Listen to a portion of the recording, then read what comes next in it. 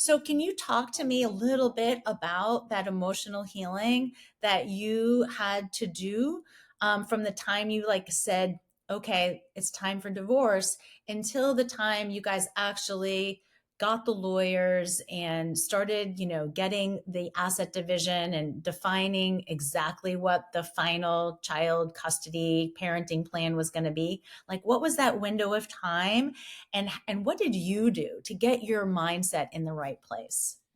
So this is a tough question because I think it'd be wonderful to think that you would resolve the emotional baggage or emotional issues surrounding divorce before you got to the point of hiring attorneys and maybe child specialists and all those other things, and before the legal proceedings. I don't think that often happens. I also think it often takes many years for people to truly process the emotions that go with a divorce. For me, one of the more overriding emotions was guilt because I felt bad for my kids to be raised in what people will call a broken home or a split family. And certainly the idea of sharing two households and having them go between when they're younger is really hard for parents to accept, and they feel, I think, very badly about that.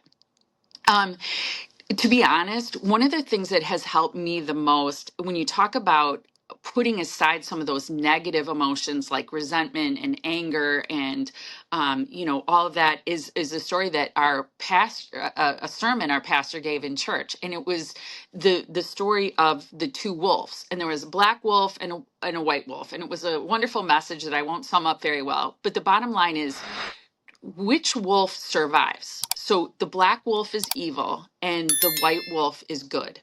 And is it the wolf that's stronger, physically stronger? Is it the wolf who's more clever, who's able to, outwit his, you know, uh, would be attackers? Is it the wolf who is the best looking? Is it, which wolf is the one that survives? And the bottom line was, it's the wolf you feed.